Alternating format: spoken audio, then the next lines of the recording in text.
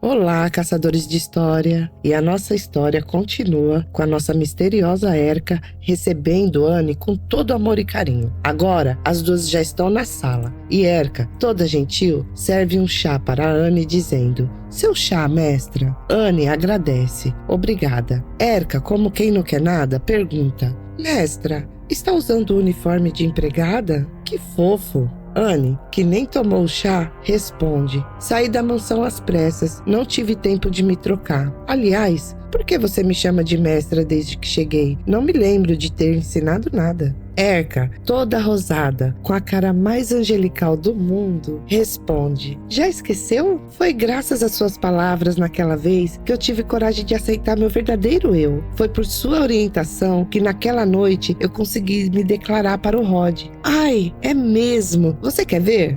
"Ver o quê?" pergunta Anne, sem muito interesse. "O fruto do meu trabalho", responde Erika, toda empolgada. Mesmo sem entender muito, Anne diz: "Então mostra." Erika sai toda empolgada e Anne aproveita a oportunidade para ficar analisando todo o local. Em seus pensamentos ela fica: não tem erro, o cheiro no ar. O jovem mestre esteve aqui, mas além do aroma dele, cheiro de sangue. Neste momento, Erika volta dizendo: "Obrigada por esperar, mestra." Anne fica impressionada de vê-la surgindo com um sorriso doce, quase inocente, mas em seus dedos segurando firme a corrente que prendia Rod de joelho aos seus pés. Uma cena, pessoal, onde a beleza se misturava com a crueldade de uma maneira muito perturbadora. Anne tenta dizer algo, e é interrompida por Erika. Em um gesto de quem está mostrando uma surpresa, Erika diz: "Tcharam! Esse é meu marido Rod. Cumprimenta ela." Ele, com o corpo machucado, sujo, ferido, respirando pesado, apenas solta um gemido. Erika se coloca de joelho ao lado dele. Com os olhos doces e um sorriso encantador, ela diz: "Dá a patinha?" É, pessoal, a doçura aparente dela esconde um controle implacável. Mesmo a cena carregada de tensão e estranheza, de uma forma carinhosa, ela segura a mão dele. Em seguida, acaricia o cabelo dele, como quem dá uma recompensa, e diz: "Bom garoto." É nítido que para elas o amor obsessivo não tem limite. E naturalmente, meio que curiosa assim, Anne fala: "Oh, entre casais existe também esse tipo de brincadeira? Que interessante." E o comentário de Anne só faz Erika levantar toda satisfeita, ajeitando o cabelo, e Anne continua dizendo: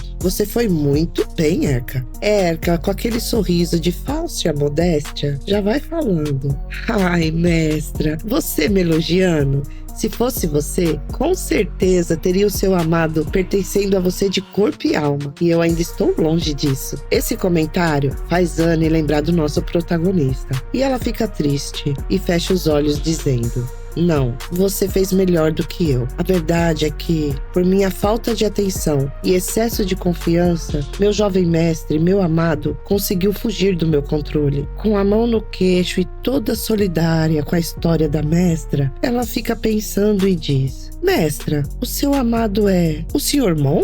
Aí Anne já muda totalmente, já fica com o botãozinho do pânico ligado e grita: "Exato! Então, é verdade, ele veio até a sua casa, né?" Animada por ter visto a mudança de Anne, ela responde: sim." E Anne nem deixa ela terminar de falar e já pergunta: "Onde ele está?" Erika tenta explicar, dizendo: Mas ela resolve mostrar o quarto aonde o nosso protagonista estava dormindo. As duas ficam paradas na porta do quarto, quase que catatônicas. E Erika começa a contar a sua história, claro, distorcida, né? "Eu estava a caminho de volta para casa e encontrei o Sr. Mon todo acabado. Trouxe ele, dei comida e ofereci para ficar aqui. Mas pouco tempo atrás ouvi barulho vindo do quarto. Quando vim ver, ele já tinha ido embora, sem avisar." E Anne em seguida pergunta: "Há quanto tempo ele foi embora?" "Faz mais de 2 horas." "Não se preocupa, mestra. Aprendi um feitiço de rastreamento com os caçadores. Usando esse feitiço, posso rastrear a pegada deles.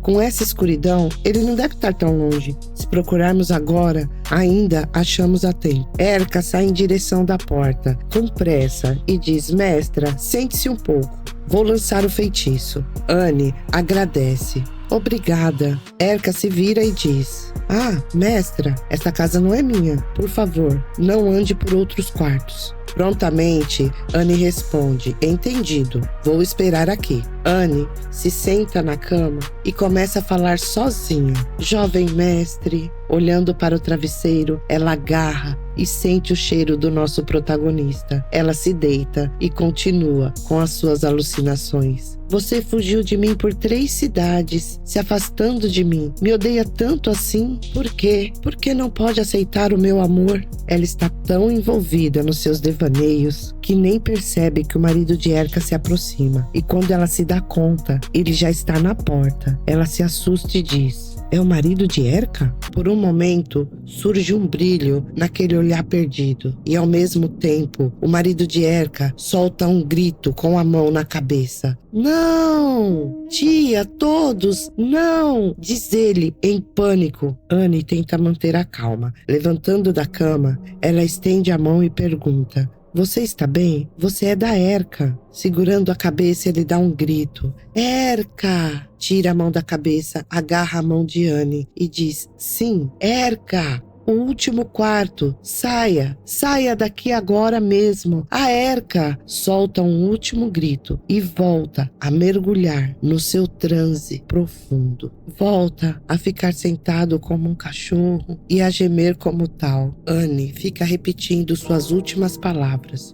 Último quarto? Se refere a isso? Olhando no final do corredor, ela se aproxima da porta. Tenta abrir, mas a porta está trancada. Em seguida, ela lança um feitiço para poder abrir a porta e diz: abra! A porta começa a se abrir e o ranger ecoa como um aviso, uma última chance de fugir. O ar é sufocante, quente, pesado e o cheiro, um misto de sangue e carne apodrecida, invade o pulmão. Então, envolto por um vermelho vívido, como se o próprio inferno respirasse naquele lugar, uma mulher crucificada, o corpo coberto de feridas abertas, o sangue escorrendo lentamente. O cabelo cai sobre o rosto, escondendo qualquer traço humano. Aos pés dela, um mar de cadáveres mutilados, ossos partidos, esqueletos corroídos pelo tempo. Todos empilhados como uma oferenda macabra. Anne observa tudo e, chocada, ela sussurra: isso é os moradores da vila. Observa essa tragédia e diz: Erika. Tem aquele ditado, pessoal: falando no diabo aparece o rabo. E nessa situação apareceu de corpo inteiro. Enquanto isso, Erika já estava atrás de Anne, com uma faca enorme na mão. A mestra me descobriu, hein? Mas não importa, né? A mestra é igual a mim. A mestra vai entender, né? Daí pra frente, pessoal, não tem como mais disfarçar, né? A máscara caiu e ela assume a sua forma demoníaca. E com o olho vermelho, ela vai se aproximando de Anne e dizendo: eu o amo, mestra. Eu o amo, mestra. Enquanto Erika se aproxima de Anne, a chama vermelha em volta dela vai aumentando cada vez mais. Anne se vira com tudo e diz: então é isso, Erika? E Erika continua se aproximando. Anne, sem medo, encara a Erika e pergunta: você foi corrompida pelo deus maligno, Erika? Um som baixo e divertido escapa dos lábios de Erika. Os seus olhos, antes doce, agora brilham com uma luz vermelha e sinistra. Em um acesso de riso, quase histérico, Erika rebate a acusação. Deus maligno? Seu sorriso se alarga, revelando uma satisfação perturbadora, enquanto ela acaricia a lâmina afiada que segura. Seus olhos vermelhos fixam em Anne com uma intensidade insana. Mestra, como ousa falar assim do Deus do amor? A voz de Erika adquire um tom quase religioso fanático. O Deus do amor foi muito bondoso comigo. Para satisfazer o meu desejo de amar a todos, ele generosamente me concedeu o poder de tornar isso realidade. Os olhos de Anne se arregalam, tentando processar a loucura que ouviu. E sem medo, ela retruca: o poder de realizar os seus desejos? A que custo? Erika inclina a cabeça. Um sorriso inocente volta à sua face, como se a crueldade anterior nunca tivesse existido, e diz: nenhum. O Deus não me pediu nada. Ele só me ajudou a enxergar a minha verdadeira essência. Com um gesto teatral, Erika abre os braços, exibindo a cena macabra com orgulho. Eu e a mestra somos iguais. Só falta mais uma pessoa para oferecer para o Deus do amor. Seus olhos vermelhos brilham novamente, fixando-se em Ana com uma intensidade predatória. Apontando a lâmina para Anne, ela diz: "Você aceita o meu amor, não é?" Anne fecha os olhos com um ar de resignação e com toda a calma ela diz: "Parece que você não tem mais salvação." Erika distorce e entende o comentário de uma maneira positiva e comemora. "Oba! Sabia que no final você entenderia, mestra. Não se preocupe, por ser minha mestra, vou ter muito cuidado ao cortar." Enquanto Erika viaja em suas alucinações, Anne se move em uma velocidade impressionante. A áurea negra que a rodeia toma forma de lâminas afiadas. Os seus olhos brilham intensamente com um vermelho escuro. E ela grita: "Garra de ferro!" Erika é pega de surpresa e se vê mobilizada por um escudo negro. O sangue jorra e ela cai de joelho no chão. Quando termina seu golpe, Anne diz: "Desculpa, Erika. Não posso deixar você machucar mais ninguém." Erika, se afogando no seu próprio sangue, ainda diz: "Mestra, por quê?" Erika, largada no chão, tenta entender o que aconteceu. Tossindo sangue, ela diz: "Eu não machuquei ninguém, mestra." Em um tom de desespero, ela continua suas palavras, cheia de dor: "Só dei a eles o meu amor. Eu os amo, eu os amo. Tem algo errado em amar?" "Chega!" Anne grita e suas palavras cortam o ar como uma lâmina. E ela continua: "Isso que você tem não é amor." Erika, deitada no chão, olha para Anne com os olhos cheios de lágrima e pergunta: "Não é amor? Então o que é?" "Isso é claramente é." Mesmo ferida e sangrando, ela parece ter uma revelação. "Tomar para si tudo que ama. Foi o que você me ensinou, mestra." Anne se afasta, deixando Erika para trás. Mesmo assim, ela sussurra: "Desculpa, Erika." Anne caminha para fora, mas por um momento ela para e diz: "Amor distorcido que aquele Deus maligno plantou nela. Matar aqueles que ama." Cobrindo o rosto com as mãos, o peso da culpa a atinge e ela pensa: "Eu a destruí." Ela se vira e volta a caminhar, mas agora com um novo propósito em seu olhar. Então ela pensa: "Como isso começou por minha causa, preciso voltar depois que encontrar o jovem mestre e dar um enterro digno a ela." Enquanto Anne se afasta, ela vai escutando em seus pensamentos a voz de Erika dizendo: "Eu te amo, eu te amo, te amo, te amo." O último "te amo" ecoa no ar, explodindo a mansão e revelando finalmente a verdadeira face do Deus do amor. O céu é tomado por uma nuvem vermelha e o cheiro de sangue é insuportável. Anne se vira pronta para enfrentá-lo. Com as suas armas na mão e o seu olhar coberto de ódio, ela grita: "Deus maldito!" Enquanto isso, nosso protagonista, que ainda está incorporado no The Flash, resolve dar uma trégua na corrida. Ofegante,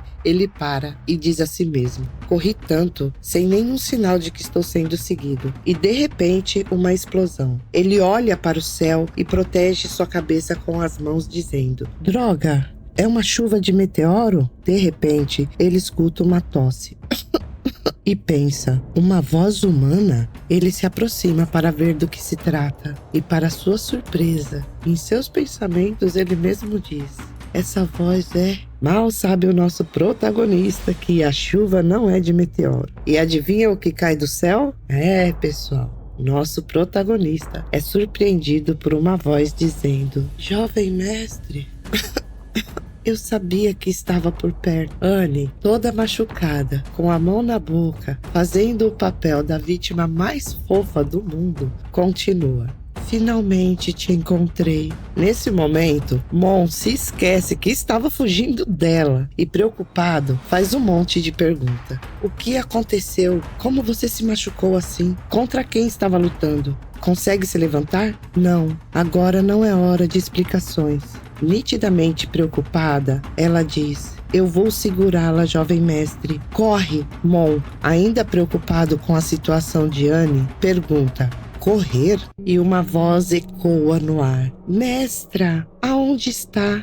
Mestra, te amo. Enquanto Anne encara Mon com aquela cara. Eu te avisei? Ele, sem entender nada e assustado, pergunta: o que é isso? E ela surge com um corpo descomunal, moldado pelo sangue e pelo ódio. Cada linha, cada músculo pulsando como se fosse vivo, como se o próprio inferno estivesse dando forças. Braços retorcidos, mãos gigantes e no centro um rosto distorcido pelo puro desejo de destruir. Olhos inexistentes, mas que mesmo assim enxerga a alma de quem ousar encará-lo. Uma visão que te deixa gelado por dentro. E neste momento, nosso protagonista compreende por que tem que correr. E em pânico ele grita: não brinca! E por hoje é só, meus amigos. O próximo capítulo mostra Mon e Anne mergulhados na água dando um beijo cinematográfico. Será que esse beijo é um momento genuíno de amor? Uma manipulação? Ou a chave para derrotar o Deus maligno? Vamos ter a resposta na próxima semana. Fiquem ligados.